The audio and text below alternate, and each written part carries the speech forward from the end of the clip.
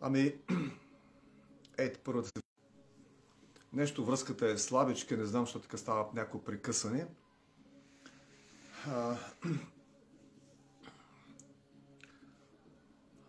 Не знам някой да пише дали ме вижда, дали ме чува, дали всичко е нормално. Дайте малко обратна връзка. Как е при тебе? Не се съобразя с мен, защото при мен, нали, как че ми са губили Wi-Fi от време на време. Ама не... Да, мисля, че е окей, но все пак. Няма значение. Ако някой в момента гледа, нека да пише дали всичко е окей, дали се чуваме, дали се виждаме, дали всичко е нормално.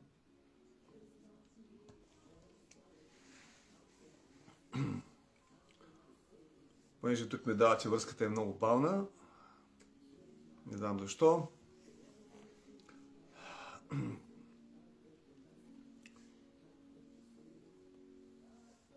Може би ще изчакам малкичко да се включат няколко хора. Някой включил ли се? Виждам тук само Гретото е включена.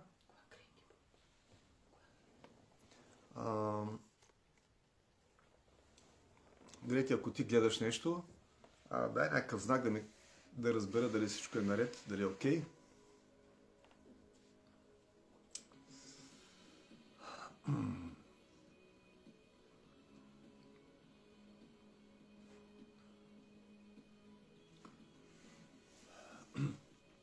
Съжалявам, че по-рано не писахме за тази вечер, но в принцип знам, че вие очаквате и сте в активни в това време, деля вечер, и сте на устройство си, където можете да видите, когато се включиме.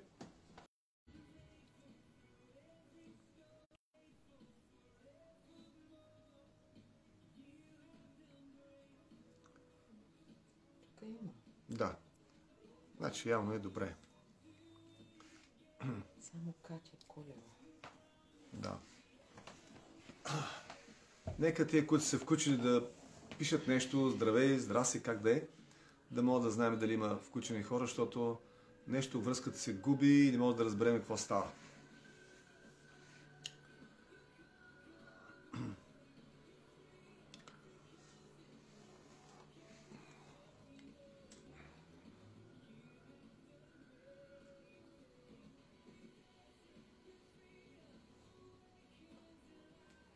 Не знам какво става тази вечер, нещо връзка не е както трябва.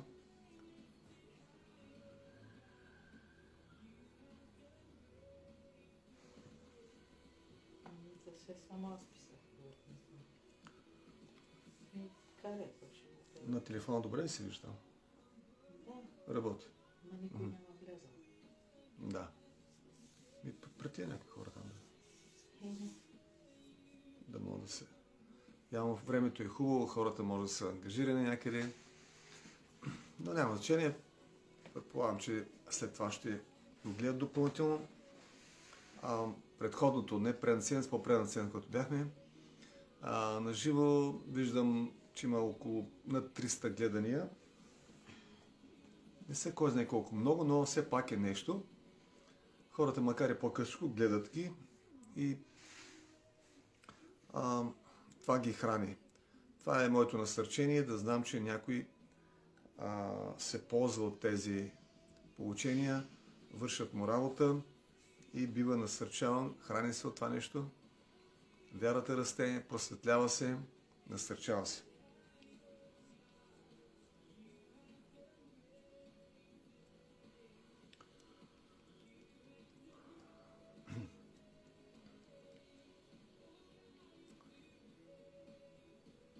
Има някой включен.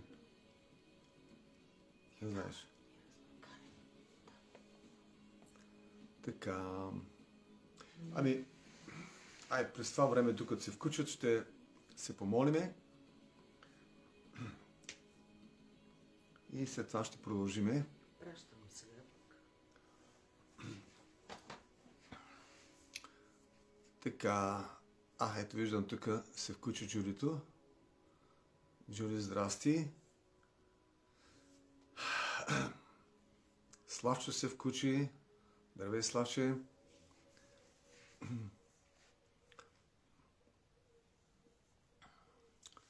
Така, добре. Хайде, молиме се. О, здрасти, Славче. Така, ето, виждам, ти си пишеш даже. Здравейте, окей.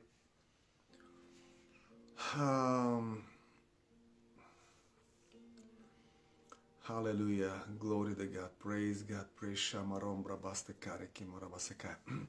Халелуя. Отче, в името на Исус, отдавам ти славата, Господи. Благодаря ти.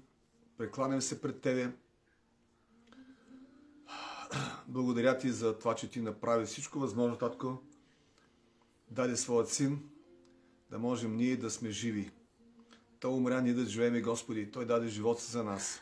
Проля кръвта си, да има спасение и даде живота си, Господи. И това тяло беше наранено, за да можем ние да бъдем здрави, бъдем благословени. Това е Твоята любов, която ти прояви към нас, Татко. Благодаря ти за моите брати и сестри, които се включват сега, които са част от това събиране. Благодаря ти за тяхното желание, техните сърца, които копнеят и търсят Тебе. Благославям ги в името на Исус Христос, тази вечер всички, които гледат и ще гледат това поучение. Амин. Така.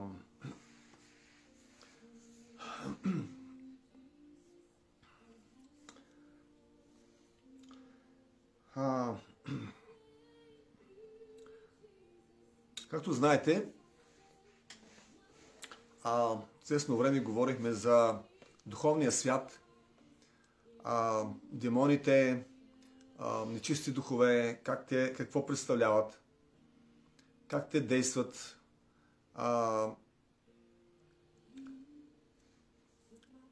как се проявяват, как ние можем да се справим с тях, как да ги изгонваме, как да им се съпротивяваме.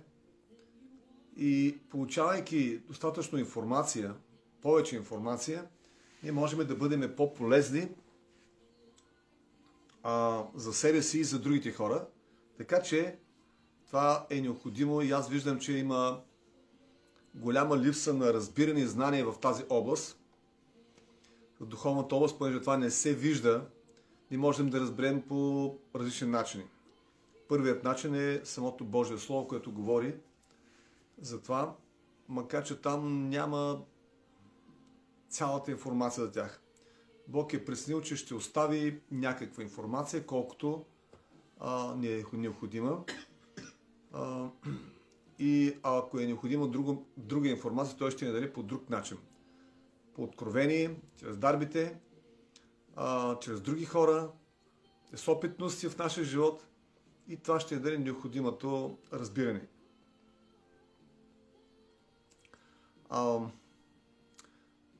Това липсва в много, като разбиране и знание в много християни.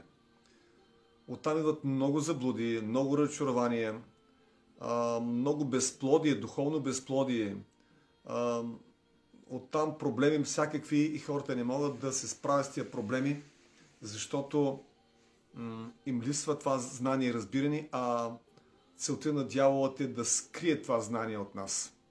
И когато той успее да го направи, много по-лесно работи и си върши работа, като прави така,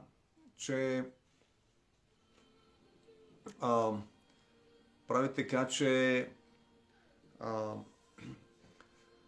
незнанието за него много по-лесно върши работа, той много по-лесно се справя, няма кой да му пречи. Обаче ако ние знаем за него, ние го познаваме, знаем и неговите планови намерения, ние можем по-ефективно да се съпротивяваме и да бъдем по-успешни, той да не може да се извърши пъклените дела. Така ще разрушаваме неговите дела, така ще му пречиме и той няма да може да прави тези неща. Библията казва, че той няма власт над нас, напротив, ние имаме власт над него, защото ние сме упълномощени чрез Святия Дух и Бог ни упълномощи и имаме тази власт над демоните. които са пречка и които се намислят в нашия живот и искат да ни навредят. А ние разбираме, че те искат да ни навредят, затова ако усетим това нещо, ние можем да се справяме с тях. Стига ние да знаем достатъчно, да се научим и да го прилагаме. Както казах, че много хора не знаят, нямат разбиране. Една голяма част, които пък имат разбиране, не знаят как да се справят. Други няма достатъчно воля, има пък и заблуди. Всичко това е една голяма пречка за справянето с проблемите и с демоничните влияния в живота на хората, както за лично за нас, така и за другите. И това е една голяма пречка. Затова е важно ние всички да знаеме малко повече за духовния свят, така че да можем да бъдем практични и да можем да имаме успех във всяка една област, в която дяволът се опитва да ни пречи. Понеже Бог е обещал, че ние ще бъдем духовно благословени. Ние духовно благословени. Той ни е дал това нещо. Стига ние да го приемем с вяра и да ни позволим на дявола да ни го открадне.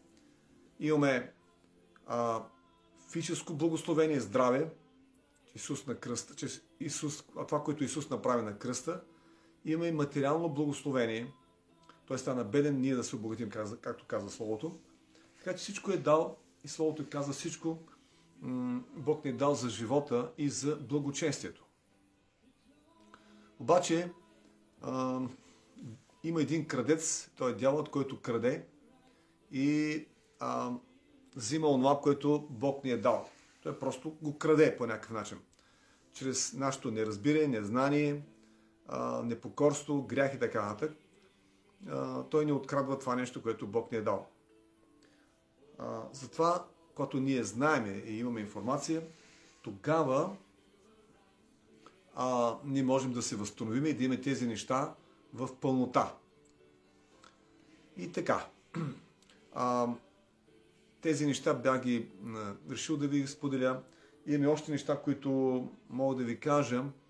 Може би ще бъде следващите пъти. Сега желанието ми темата да бъде в посока на свръхестествено изцеление. Как става свръхестественото изцеление? Или по-точно какви са начините за свръхестествено да бъдем свръхестествено изцелени. И това, че искам да споделя накратко това. Не знам колко ще бъде кратко. Така си мисля поне. Но нека Бог да нареди нещата. Така.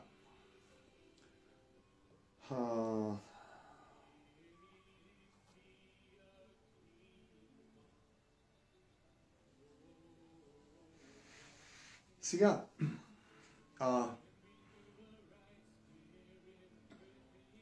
Според Божието Слово и опити, които ние имаме, намираме два начина за свръхестествено намеса на небето, на силата на Бога в нашия живот, за да получим изцеление. Говоря специално за изцелението. Понеже почти няма човек, който да не се нуждае, който да няма нужда по някакъв начин, да няма нужда от това, защото много рядко се намира в днешно време хора да бъдат съвършено здрави от всяка и да нямат никакви проблеми. Дори млади хора в ранна възраст имат толкова проблеми, да не говорим, че и деца също, пък камо ли по-възрастни, които животът им в живота са видяли толкова проблеми, здравословни от всякакъв характер. И тия хора се нуждаят. И много от хората нямат представа. Църквите по-рядко се говори, камо ли да се практикува. Аз в днешно време на много малко места в църквите може да се види свръхестествено действие на Святия Дух във връзка с изцелението. Може би по-ограничено е свръхестественото действие и то е в различни области, може би най-вече в живота на християните, като част от живота им да има намеса на Божията милост, любов, сила в различни области, но силно виждам, че е ограничена. Ако не е Божията милост и над хората, те ще са много зле. Аз както виждам и усещам днешно време в църквите, хората са много зле. В много отношения.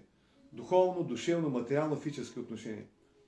Виждам, че духовно много неща им липсват и са слаби и не могат да се справят с много проблеми. Освен това, виждаме също и хората с материални затруднения, се чуят как да свързват двата края. Виждаме хората как са материално зле, материално и финансово зле. Виждаме как са болни и тормозени от дявола и болести и различни неща. И много рядко, много малко като процент в днешно време в църквите хора получават това нещо, изцеление свръхестествено, защото църквите в принцип не познават или пасторите недостатъчно познават Бог в тази област. И тази липса пречи още за християните да могат да бъдат успешни. И когато един пастор или един служител не познава Бог в тази област, и лично той, може би, много от хората страдат, малко или много, как да говорят тази област? Не е лесно.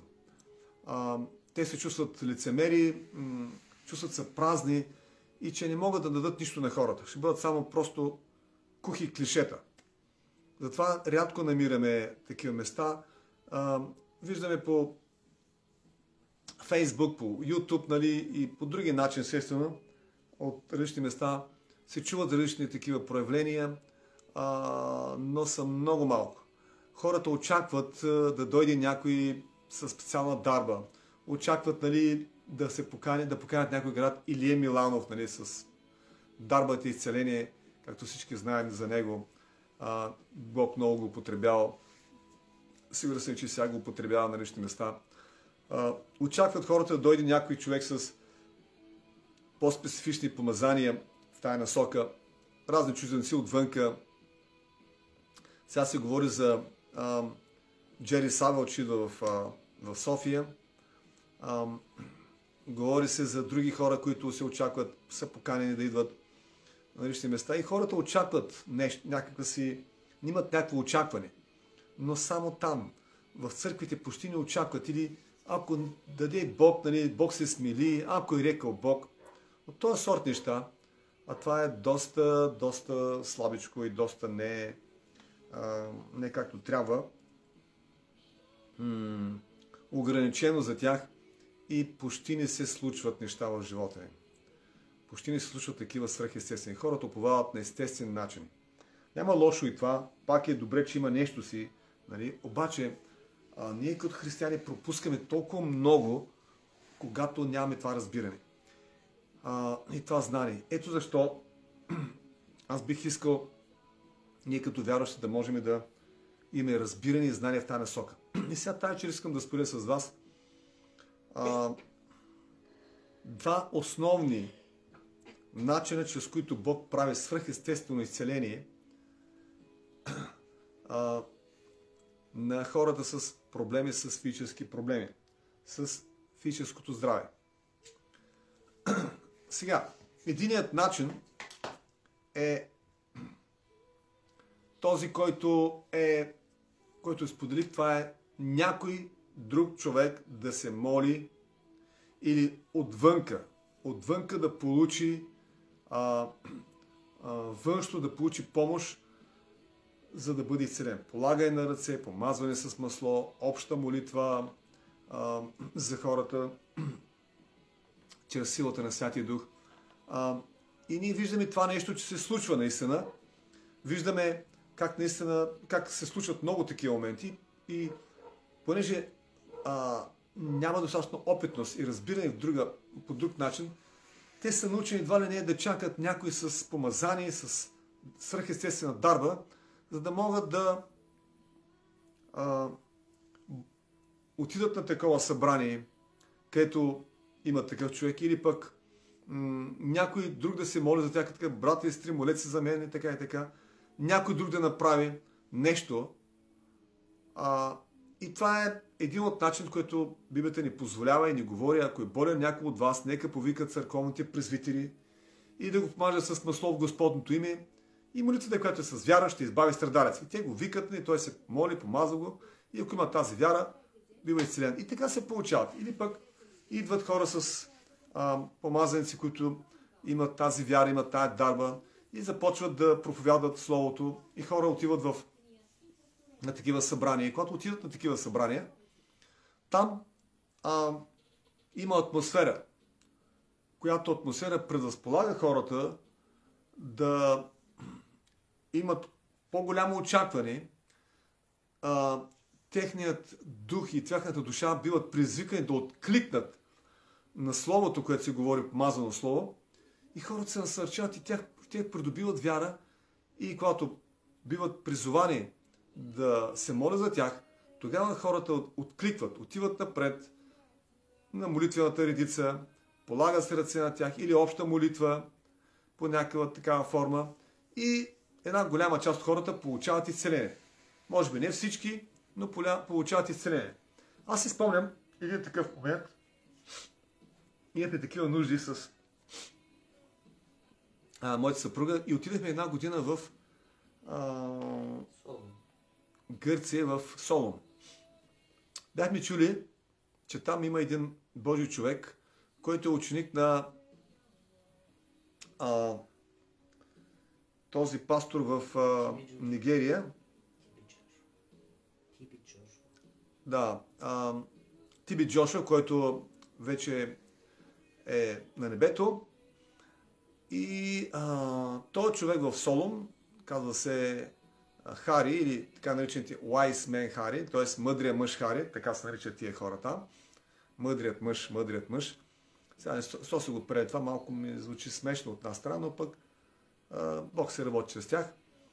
И бе се чувало, че този човек наистина много големи чудеса и знамения стават там, понеже е приел този дух от Тиби Джошуа от Нигерия, а този човек има с много голям опит да ни предава помазанието.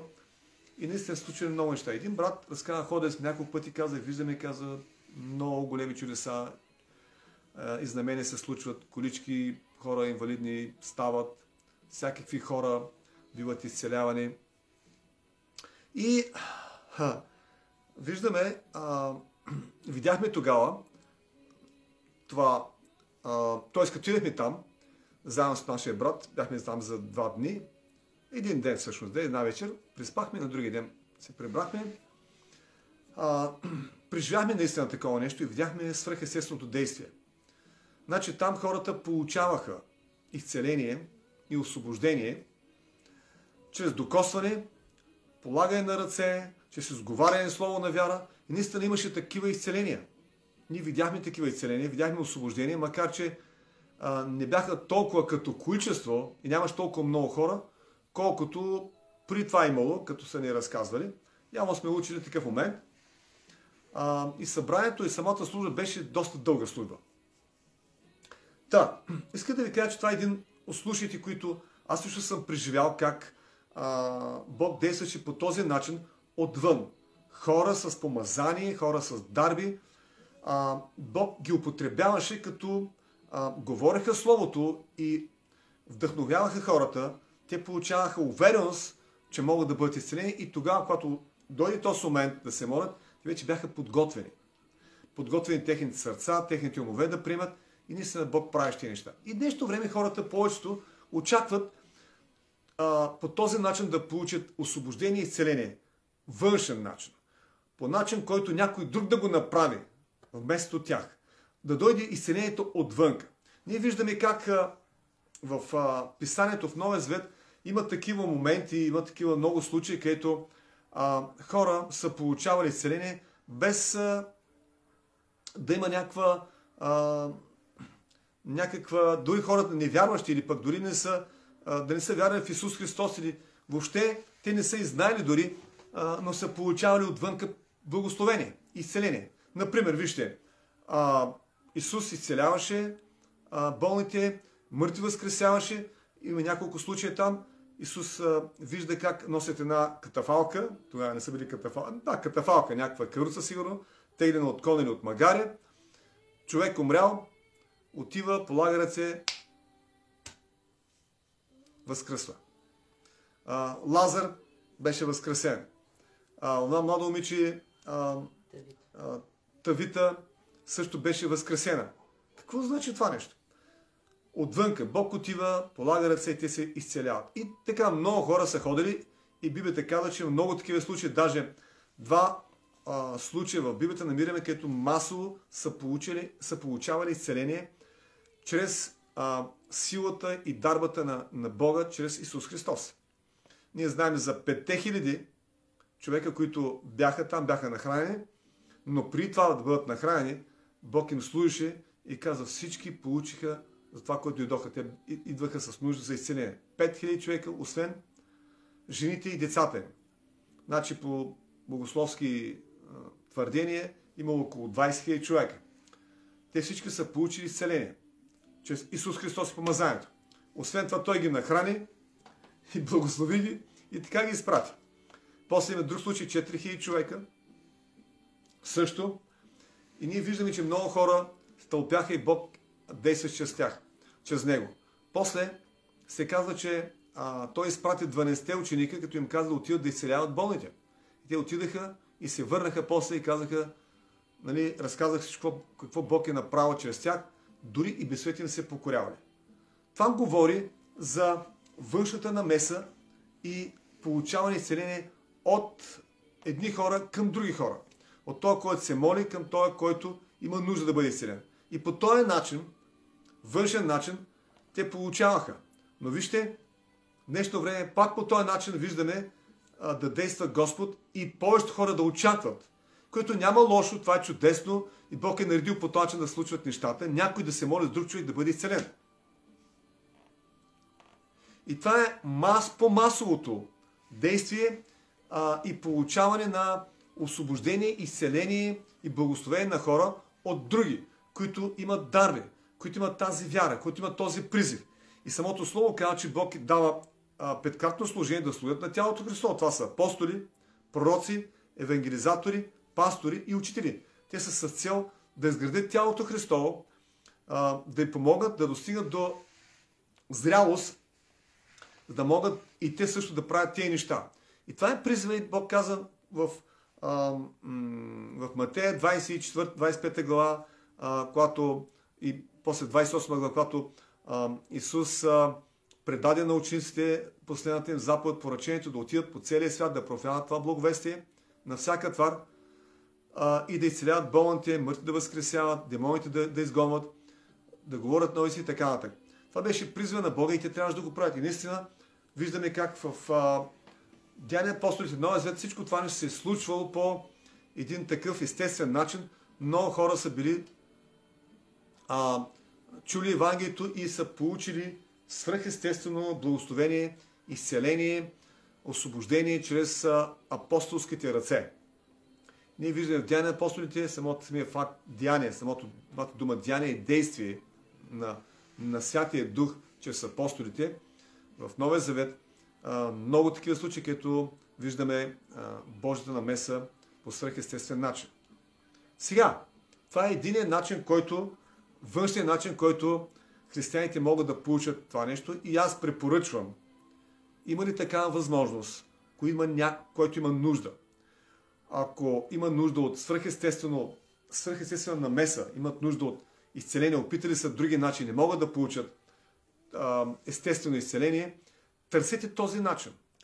Търсете хора, места, събрания, където има такъв дух, такива служители, които или пък идват такива хора, или са поканени, или специални служби на такива събрания. Ходете и на такива събрания, където има призив в тази насока. Подгответе сърцата си предварително и очаквайте свръхестественото действие на Святия Дух чрез определени служители. Бог затова ги изпраща, да могат да послужат, понеже тези хора, имайки нужда от свръхестествена намеса, не могат да се справят сами, то Бог има и друг начин, и този е външният начин, чрез други хора да бъдат изцелени, освободени и благословени техните нужди, личностите и самите души и духове да бъдат благословени, които отиват за тая нужда. Така че това е единият начин, външният начин, който ние виждаме и повечето християни днеска чака. Обаче искам да ви кажа, че много малко са хората в тая насока. Днешно време да виждаме такива хора. Аз също познавам няколко човека, но те са постоянно заети и те не са всъщност фокус. Това не е компютър штрак и веднага да станат нещата. Много пъти не се получава 100%. Може би успеваемостта е повече от 50%, но не е 100%. Може би в зависимост от опита на човека, от покорството, състоянието, което се намира, между 50 и 90, между 50 и 80-90% е успеваемостта. Тоест, ако има 100 човека да се молят, 50 до 80 човека могат да получат изцеление. Казвам от тази също отлична опитност. Имал съм такива преживявания в служението, което Бог ми дава. Когато има хора с определени нужди, обикновено, където съм ходил, между 80 и 90% хората са получавали изцеление. 100% не си спомням. Може би има някъде, един или два пъти, но някъде между 80 и 90%. Това никак не е малко, за слава на Бога го казвам, когато Бог задейства нещата, но малко са хората, където имат тази дарба. И то не е, просто аз нямам някаква дарба, но просто вярвам, че Бог ще се прославя, когато се работи, когато се говори в тази област. Това означава, че всеки един християнин може да го прави. Може да се моли с други, Бог да изцелява, въпреки че няма такава дарба. Аз не мога да кажа, че имам дарба изцеление, но мога да кажа, че дръзвам и се доверявам на Бог, Бог да изцелява, когато има нужда в тази област, като положа ръце и се моля, Бог да изцелява. И тук скоро, бях ви казал преди път едно свидетелство, един колега Бог го изцели, дойде след около седмица ли беше 10 дни пак, и той пак му се върна от това нещо, понеже му казах, трябва да прави упражнения за здрави, там мускулите на кръста и така нататък. Обаче той нищо не е правил и пак. И той не смееше, вика, може ли каза втори път? Викам, по принцип, няма невъзможно. Но не това е идеята. Викам, ще видя, ще усетя духа. Викам, хайде, ела, пак да се помолим. Той пак седна, пак се помоли и Господ пак го изцели. Сега не знам, ако пак му се върне това нещо, сега от него си да запази това изцеление, дали Господ ще го направи. Имал съм такива няколко случая, когато Бог изцелява няколко път човека, но последния път, ако примерно третия или четвъртия път, не се получава. Не знам защо се получава това нещо така, но има такива моменти. Това ви го казвам с цел да ви кажа, че всеки може да го прави това нещо. Всеки може да се моли за болни хора, Бог да действа чрез него. Стига този човек да дръзва, да има тази увереност, да знае как да го прави това нещо, дори да няма дарба и изцеление. Аз пак казвам, не мога да кажа, че имам дарба и изцеление, не бих казал това нещо. Знам, че нямам, но Бог е този, който прави това неща в даден момент, когато има нужда. Знам хора, които имат дарба и изцеление и тя, въпреки че дарба и изцеление, пак не е 100% гарантирано.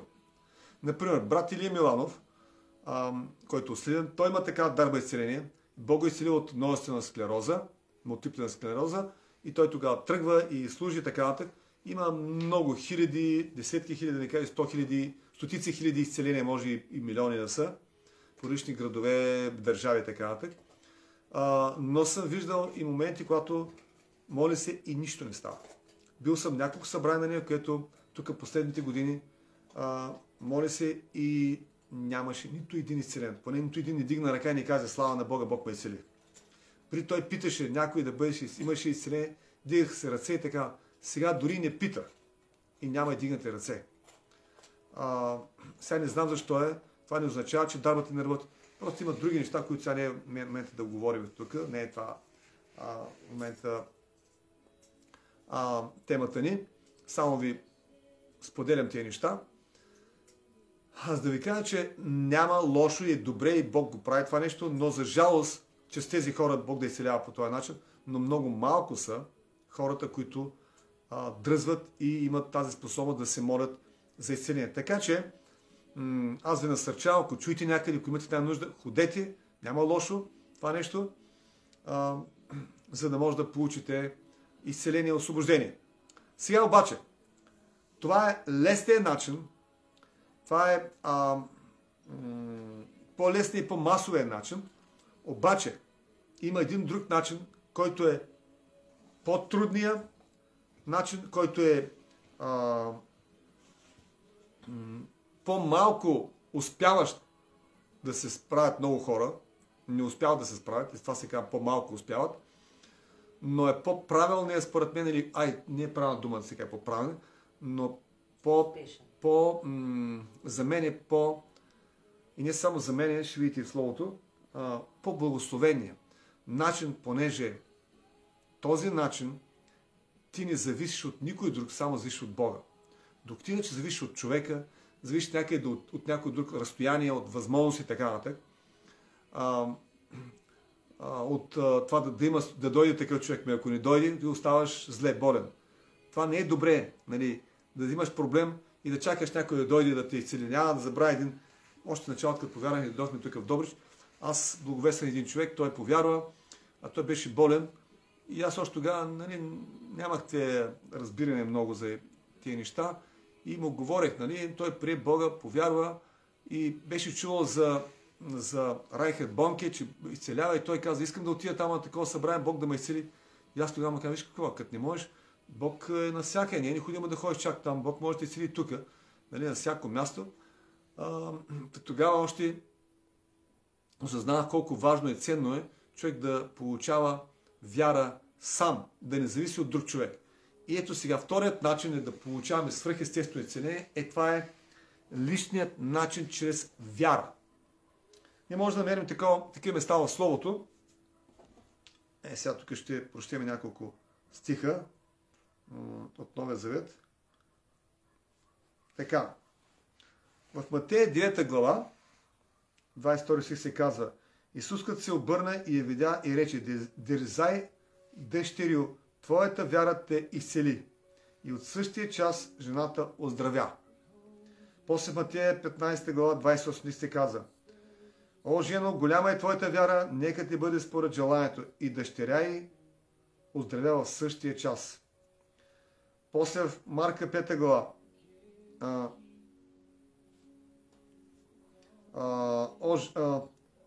Дъщерю, твоята вяра те изцели, иди си с мир и бъди здрава от болестта си.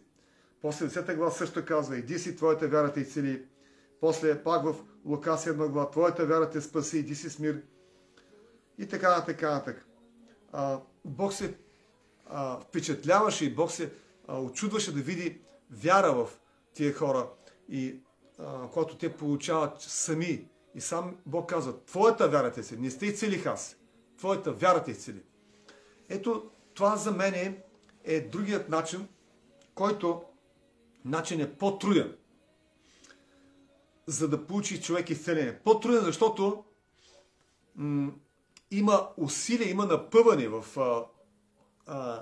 вътре от човека да търси, да копнее, да слуша Словото, да чете, да разсъждава, да опитва, да изповядва, да прокламира, да говори правилно, да мисли правилно, да се държи правилно, поведението да бъде такова, за да може този човек да дойде до момента, когато той да получи тази увереност и да получи лично свръхестествено докосване от Бога, свръхестествено изцеление, което е най-доброто. Става така независим си, и не само, че си независим, но и ако има други такива моменти в твоя живот, ти се справя сам, не зависиш от друг човек. И не само това. Има момент, когато и идеята е ние да достигнем до такава ситуация, до такъв момент, че ние да можем да ходим в божествено здраве. Да ходим в съвършено божествено здраве и никога да не се разболяваме. До момента, когато ще преминем към Господа. или когато дойде грабването. Амин. Така че, хора, това е по-доброто нещо и не само това, ние можем да бъдем за насърчение и за пример на други хора, да получават изцеление. Тук скоро, миналата година, един брат, който е от Добрич, не го знам отпреди, че имаше някакво заболяване на кожата, която е много така трудна болест, почти не се лекува, почти. Лекарите нямат лечение за нея. Само поддържащо такова отношение имат с лекарства, които дават за псориазиса. То е нарушение на кожата и се казва, че това е автоимунно заболяване, макар че нали, това е друга тема, какво представят автоимунните заболявания. Но виждам го миналата година и прави впечатление, че вече няма тези проблеми тук по главата, по лактите, други части от тялото си. Викам, какво става, брат, ти? Викам, нямаш ти неща, имаш някакви проблеми. Да, каза, Господ ме изцели. Как бе? Ми така каза, с вяра. И как става, обясни ми? И каза, изповядах това нещо, вярах, стоях с вяра, каза, минали сме време, казва, нали, и получих освобождение и край. Имаше така трудни моменти, но устоях с вяра. Много се насърчих от това нещо. Това ми говореше, че наистина Словото е вярно и когато ние, истинно, когато ние дръзнем и когато ние се научиме да вземем това Слово и да позволим то да работи в нас, то върши същата работа, както някой друг положи ръка. И това е по-доброто нещо. Това е по-добрият начин. Аз, ако мога да ви дам, нали, да ви кажа, кое бих предпочел и да ви насърча да изберете от двете, бих ви насърчил да изберете този начин. Личният начин, свръхестественият вътрешен начин, чрез вяра. Да, но за тая цел изисква си голямо търпение. Много хора не търпят и искат веднага да стане и искат лесния начин, искат да се напът. Ако може някой друг да се моли за тях, това ние получаваме много такива призиви. Брат и сестро, моли се за мен, аз имам тия нужда, моли се за мен. Ти какво ще правиш, брат, който ти няма ли да се молиш? Дама, твоята вяра е по-голяма. Как мислиш, че имам тази вяра? Откъде имам тази вяра? От Господа, което и ти можеш да имаш. Бог е същият, както към мен, така и към тебе. Има същото Слово. Обаче тия хора ги мързи. Лениви са да изучават Словото. Лениви са, мързи ги да разсъждават, да изповядат правилното, да дисциплинират себе си в правилното говорене, правилното мислене и правилното действие. И то изисква усилие, изисква търпение, има голям дискомфорт за определен период от време. Ще имаш дискомфорт, ще те боли, ще се чувстваш недобре и ще бъдеш изкушаван да дръзнеш да направиш нещо си, което да получиш облегчение по друг начин. Било то естествен или свръхестествен, но не лично чрез твоята вяра, ами някой друг да полага ръка. Някой друг да се моли за тебе. Някой друг да после за тебе. Някой друг да говори вместо тебе. Аз съм имал моменти, когато хора не са добре и когато отида при тях, стои известно време, поговорим и той се чувства добре. Като се върна, като се замина оттам, минава време, пак се чувства зле. Пак отивам при него, пак се оправя. И така много пъти. Това говори, че моята вяра или моята увереност в Господа, моето естество, доверявайки се на Бога, и по този начин това доверие към Бога се излъчва от моята личност. Излъчва се в моето лице, в моите очи. И това въздейства на хората. И те имат това доверие. И това доверие прави така, че този човек да се чувства добре и да получава освобождение и целение. Все едно апостолите, някой от тях да беше болен, докато беше Исус там. Никъде не четем такова нещо и да можем да имаме повод да говорим негативно, че апостолите са били болни, докато Исус е бил с тях. Никога. Нито Исус е разболян от апостолите. В продължение на 3 години и половина. Поне нямаме такава информация, историческа информация. И такива хора получават освобождение и целение, но като се замина, пак става също. Това говори, че те не могат да удържат. Те нямат тази лична връзка с Бога. Тая цел човек трябва да има лична връзка с Бога. Да бъде в тесни, близки взаимоотношения с Бога. Ето защо е необходимо човек да търси Бог. да общува с Бога, да разговаря с Него, да има тия взаимоотношения, близки взаимоотношения. По този начин ще се увеличава твоето доверие към Бога. Тая вяра. И ти ще можеш да получаваш сам, чрез увереност в Словото, това, което Бог казва, изцеление, освобождение, което е най-доброто нещо. Това може да ти се наложи да четеш много дълго Словото, да търсиш такива стихове за изцеление, освобождение, да се ровиш, да разсъждаваш, докато получиш откровение. Може би ще се наложи да слушаш касетки, видео, аудио, проповеди това вече аудио, който ти слушат такива видео. Всеки гледа в YouTube, естествено. Айде да го кажем в YouTube. Да гледаш много клипове в YouTube за изцеление, проповедници също да слушаш и да такива служби да участваш в онлайн, на живо или пък след това офлайн, в Фейсбук и другите социални мрежи. Хора, които служат по този начин и ти не можеш да получаваш вяра чрез тяхното говорене. Аз, например, така правя. Понеже не ходя никъде по църкви, нямам къде да ходя по църкви, но чрез социалните мрежи, с интернет, аз мога да отида навсякъде. И съм си направил абонати на много различни Божии хора, които съм преценил, че могат да им вършат работа. И повечето са, да ви кажа, рускоговорящи. Имам и англоговорящи, но повече са рускоговорящи, понеже по-разбирам езика, по-ми допадат и са Божии хора, истински. И се храня от тяхното получение, от тяхното служение. Чета Словото, чета книги, разсъждавам, служа на хората, моля се, говоря, благовествам. И това нещо изгражда моята вяра. Това нещо ми дава да порасна в духа, да опознавам повече Бога, да се доверявам на Бога повече, да имам тези опитности. И по тази част се храня. И тази духовна храна, която ми дава да расте моят дух, тя започва да въздейства на други хора. Но най-вече тя работи за мене. Така че по този начин аз имам възможността лично да се справям с проблемите, които идват до мене. Ако имам някакви заболявания, болешки, така, аз като всички други, аз имам различни слабости, моменти, които някакъв път излизат така спонтанно, съпротивя се, бам, минава, други са по-дълго време, трети са останали от преди неща, воювам още с тях. Не мога да кажа, че съм съвършено без никакви проблеми. Нека да знае, че аз съм човек като вас.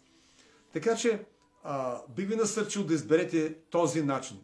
Да получавате свръхестественото изцеление сами, чрез вяра в Словото на Бога. Това, което Бог вече е казал за нас. Това вече, което Бог е направил за нас. И по този начин ние да имаме това свръхестествено изцеление. Ето вижте сега тези два начина. Вътрешен начин, който ние сами да получаваме изцеление, и външен начин чрез друг човек. Сега, това говоря за свръхестествено. Не говорим за естествено, което можеш да правиш диети, да ползваш хранителни добавки, да ходиш на лекари, да правиш упражнения при народни лечители, чрез различни билки и така нататък. И това работи. И аз бих насърчил да кажа на хора, да знаете хора, че ако вие в момента имате някакви проблеми и не можете да получите изцеление чрез вашата вяра в Словото, няма кой да се моли за вас и нямате достъп до такива хора и не знаете как да се справите, няма проблем да се ползвате от другите начини. Бог е допуснал и други начини. Това е любовта на Бога. Както казва, слънцето грее над праведните и неправедните, така и докторите са и за вярващи, и за невярващи. За жалост виждам много вярващи, които са невярващи. Невярващи в свръхестественото действие, не вярват, че Бог иска или ще ги изцели. И така хората страдат. Нищо. Добре, вярваш един ден ще станете вярващи. Имате това. Те хора ще станат вярващи, ще почнат да вярват малко, да доверяват на Бога и да получават все повече и повече напред в тази област, но същевременно може да се възползвате от предложенията на другите хора. Например, покрай тази област, покрай тия неща, тия проблеми, аз се занимавах с хранителни добавки, някои може би от вас знаят, срещах се с хора, които ми предложиха, обясниха ми неща и виждам, че те работят и вършат работа, понеже това е вид храна, която дава прочистване, дава снабдяване на различни хранителни липси в организма и така организъм започва да се възстановява, понеже Бог е направил нашият организъм да се самовъзстановява. Но това е начин, иска да довърша и получихме наистина резултати. После постепенно това бях се впечатлил наистина И викам си, понеже знам, че много хора нямат тази вяра, не могат да получат освобождение и цели нито по един, нито по другия начин. И ходят при лекари, а много от съвременната медицина не може да помогне на много от проблемите и болести. Например, тази медицина не може да помогне на псориазиса. Например, съвременната медицина не може да помогне и на кръвното налягане. Всички хора взимат хапче за кръвно цял живот, ако не получат свръхестествено освобождение или не направят нещо да бъдат освободени по друг начин. И аз знам, че може да човек да получи облегчение и възстановяване, никога да няма кръвно до края на живота си, висок кръвно налягане, когато е направи няколко неща. Ако някой се интересува, мога да го кажа отделно в личен разговор, не е тук сега работа, просто да ви кажа, че може да ползвате и други методи. Само не е окултни обаче. Има и окултни методи, там вече не ви насърчавам и даже ви искам да ви предупредя, че който и ползва окултни методи, разни врачувания, баячки, екстрасенси, този сорт неща, рейки, сега много модерно рейките, демонично и станинско действие, временно, за да може човек да бъде подлъган и да хлътне в тая насока и ако може да го подмами, да го граби спасението му дори, да хлътне там. Не ви насърчавам, защото това са демонични неща. Не е добре. Не е добре. Не само не е добре, просто не мога да ви забраня, но ви предупреждавам, че ще имате невероятно много проблеми, ако се допитате до тях. По-добре билково лечение, народно лечение, по-добре хранителни добавки, упражнения, видове, терапии най-различни, кинезитерапия, мануални терапии, масажи и така нататък, и лекари, медицината, отколкото да бъдете болни, естествено. Но най-доброто нещо е да можете да получите сами чрез вяра, свръхестествено изцеление, чрез вяра, да може Бог да се радва да каже, твоята вяра ти чрез твоята вяра. И Бог иска ние да имаме тази увереност. Тази вяра идва, ние говорим за вяра, как идва вярата? От Словото, от общението с Бога и така. В тази насока можете да видите полученията назад, как идва вярата, как можем да имаме тази вяра, как да получаваме чрез вяра и така нататък. Просто исках да изясня точно тия неща и казах, ще говоря кратко, но всъщност пак стана 1 час. Съжалявам. Сега, тия, които се включихте по-късно, можете да, сега като свършиме лайфа, ще го запиша и след минутка-2 той ще бъде на разположение. Можете да го гледате това нещо от началото, понеже там може да видите в началото това, което сме говорили, което ще бъде ценно за вас. И така, Божии хора, сега, колко от вас, нека да изпробваме тези неща. Нека да предлагаме тези неща. Да се молиме за хора, които имат определени нужди и са болни. Има ли такива, които имат някаква нужда, нека да пишат аз или някой друг нужда, така нататък, да практикуваме свръхестественото външно изцеление, т.е. аз да се моля за вас, и ще време може да бъде, може да кажа, комбинирано. Някой се молят, имаш вяра. Има хора, които се молят за тях, но те нямат вяра. И той, който се моли също, ако не е достатъчно в вярата в момента, няма да получи. Но когато има и двете страни, тогава става чудесно. Така че може да има комбинирано получаване на свръхестествено изцеление. Сега днеска може би ще предкуем подобно, комбинирано. Аз ще се моля и вие чрез вяра може да приемате. Така че ако има някаква нужда, нека да пише да се молиме. Снежа, за синът ми от паника, атаки и за мен за колялото. Паника, атаките са влияние на демони. Демонично влияние. Много хора страдат от паника, атаки, притеснения, отварени врати. Искам да ви кажа, че за да нямате тези паника, атаки, това е действие на дявола, на демонично влияние, където се дава възможност на този демон да действа. Не би трябвало да има власт, той не може да прави, ако ние не му позволим. Обаче, в повече случаи ние му позволяваме по различен начин, чрез нашето неверие, чрез грях, чрез непокорство по някакъв начин, чрез окултизъм, чрез разсеяност, с други неща се занимаваме, не си в Господа как трябва. Тия неща са отворени врати. Дявола търси начин, каза, като река шлъв обикаля, търси кого да погълни. Аз съм му дал малко място и той влиза и атакува. Той те изчаквате дебните, той е търпелив и прави така.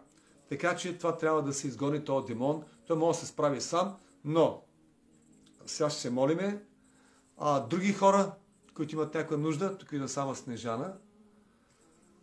Добре, аз се знам, може по-късно да пишете. Сега ще се моли. Дори да не сте писали, ще се помоля за всички ние, които имат тази нужда. Хайде сега ще направим тази молитва. Готови ли сте? Подготвихте ли се сърцето, духът ви да приема свръхестествено изцеление чрез вяра от друг човек, чрез изповядване и прокламиране от друг човек и ще временно вътре от вас с доверие на Словото на Бога.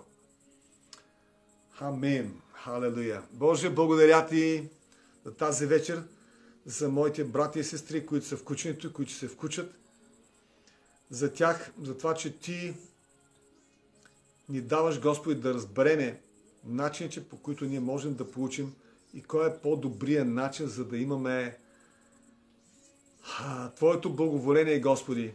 Аз вярвам, че Ти желаеш всички ние да бъдем самостоятелни, независими от друг човек, но само от Тебе, Господи, вярата в Словото. Аз Ти благодаря, Господи, Те моля за всеки един от тези, които слушаха, за да могат да имат това разбиране, Господи, да имат това близко общение с Тебе, за да могат да бъдат лично зависими от Тебе, да имат тази увереност в Тебе и Твоето Слово, Господи, за да могат да получават свръхестествено благословение, техните тела, техните финансови и материални нужди, Господи, на техните души и духове, Господи, да бъдат благословени. Сега аз Те моля за тая нужда, която се представи тук, за Снежана за коляното й. Снежа, слуи се ръката на коляното сега там, където те боли. Сега се моля само преме. Отче, благодаря за Снежа. Сега в името на Исус Христос заповядам тази болка и този проблем в коляното да напусне сега в името на Исус. Вън! Болка, немощ, вън от това коляно. Амин. Сега сте моля, Господи, за сина на тази Снежа, за тези атаки. Сте моля, Господи, за освобождение на това детенце. В името на Исус Христос взимам власт на този демон, който действа в него. Заповядам Те, Ти нечисти души, душа на немощ, да напуснеш тая душа веднъж за винаги. Амин. Вън от него. В името на Исус Христос. Ти нямаш власт над него. Амин. Сега се моля, Господи, за всички останали, които имат някакви нужди, за Твоята свръхестествена намеса. В името на Исус Христос, всяка болка, всяка немощ, всеки дух на немощ и на слабост, и чист дух, аз заповядам от тия духове и демони да напуснат телата на моите сестри и братя. В името на Исус Христос, вие чисти духове, вън! Нямате място. Аз заповядам да напуснат тия тела. Всяка болка, всяка немощ да се отиде сега. В името на Исус. Може аз те моля тях духовно благословение и материално успяване. Материално благоуспяване, Господи. Дори всяка тяхна нужда според Твоето богатство, слава, както си обещал, Татко. Свръхестествено снабдяване, задоволяване техните нужди, Господи, материални, физически нужди, Господи, финансови нужди. За слава на Господ Исус. Между Бог ни обещал в Неговото Слово всички тези неща. Имайте ги, бъдете благословени за слава на Господ Исус Христос. И нека всеки каже Амин. Ако имате възможност, желание, може да препратите този линк и на други хора, да могат да го слушат, да го гледат. Аз ги пускам с това, дъпам ги и ги слагам в YouTube. Може да ги гледат и просто, дори да не го гледат сега, ще ви помоля да го намерите това нещо в моя канал, Ганчо Куртев. Там са сложени много клипове. Просто чукнете в този клип, нека се отвори, като свършим, търчем, може да не е сега, след ден, два, три, така нататък, защото няма веднага да го сложа сигурно, да може да се натрупват повече гледания, оттам по този начин самата система така прави, че се умножава, повече хора достигат, това е добре. Не само чрез тази мрежа на Фейсбука, но чрез YouTube също. Славка имаш. Славка, имаш кръвно налягане.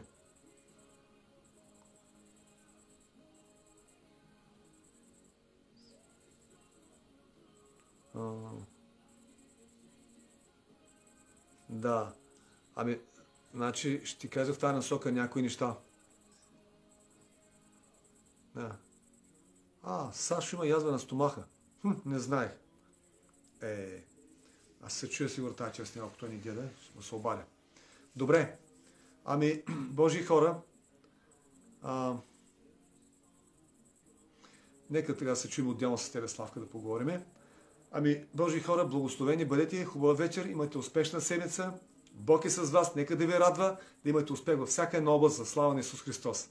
Амин.